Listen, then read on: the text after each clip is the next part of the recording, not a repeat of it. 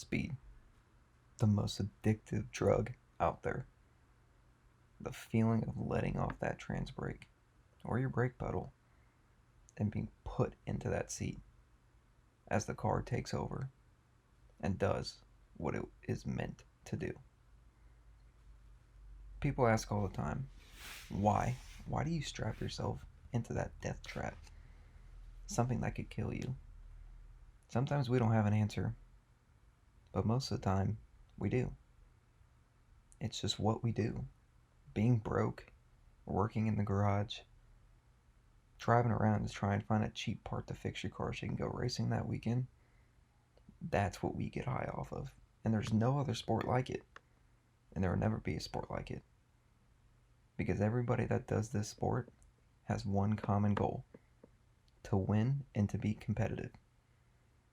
The people you meet at the track, your buddies, those are your real friends. They care about you the most. Not the people you met in high school, college, or even middle school. It's the guys at the racetrack that have the same common goal: to win. We build these cars to be competitive, to go down any surface at any time, no matter what the circumstances. That's why we do this, to be competitive, to win, and to have fun. And yeah, sometimes you might break parts, that $500 part you just put in your car. And that's alright. We don't care. Because you know what we're going to do? Spend another $500 to fix it. Why? Now that one I can't tell you. In some cases, you might tap the wall. You might wreck your car. And that's the part that really gets all of us. We were racing down in Tennessee on December 11th as Avery got his runner-up place, and we were on our way home. In the wee hours of December 12th, we got a text that nobody ever wants to get. Our buddy Caleb McNeill was hurt in a tragic racing accident on December 12th, 2020. Now, when you get a text like that, you don't know what to expect. You don't know how to feel. Naturally, when Avery texted our group chat, I know a lot of Caleb's. So does David. I asked Caleb who. He said McNeill. And I looked at David, and David looked at me, and we were just in awe. As the days went on, and we got more details, it was, I don't even know, I can't even really describe it to you.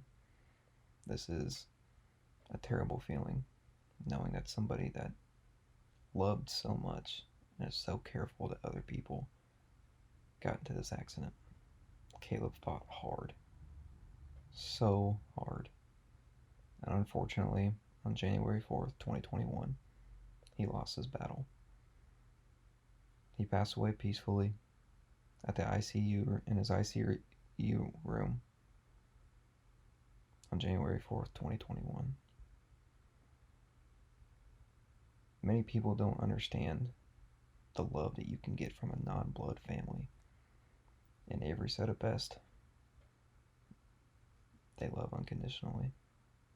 We went down to Alabama this past weekend to do a benefit race for Caleb, where racers all over, no matter what, set differences aside to race for Caleb. And let me tell you, I'm so glad I went. I'm so glad I met my Alabama family. They treated me like I was their own. They treated David like he was their own, and Avery. I gotta tell you, I cannot wait to go back. Caleb, you will be missed. We love you so much, brother. Watch over all of us. We will race for you as you ride with us. Keep us safe in our cars, buddy. We know that you're obviously going to be with us because you just can't give up speed. And sometimes God just needs better racers in heaven to go kick some ass.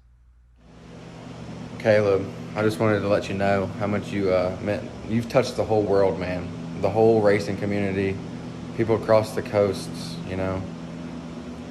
It's been a rough couple weeks. These last weeks have been really hard. Today was the hardest of all. One day after, you know. Um, don't worry, I'm painting this raggedy girl for you. Not to mention, I really appreciate the Christmas gift. It's touched home. I just wanted to get on here and just let you guys know that are watching this. Caleb always lived by, if you've got everything under control, you're not moving fast enough. And I promise, I'm gonna keep moving for Caleb. You know, we all are. None of us are gonna quit doing what we do. We know we got him looking over us. He's healed now. He's an angel. With that being said, Godspeed, Caleb. Sam just asked me to make a quick clip, what I had to say about recent events with Caleb and what's transpired over the past few days. And be honest with you, I'm at a loss for words. I don't know what to say. You hear about stuff like this happening on the news here and there, but you never really hear about it or experience it when it's close to home like this. I know me and Sam didn't really know Caleb, but Avery did, and this has been a rough time for him.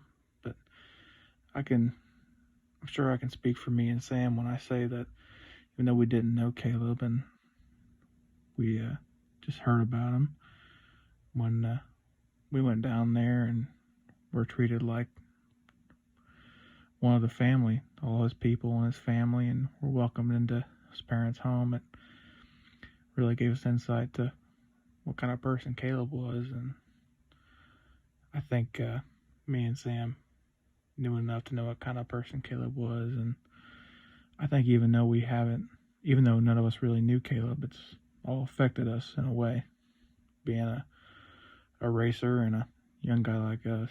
So if you could take a minute out of your time for tonight, just send Caleb's family a quick prayer.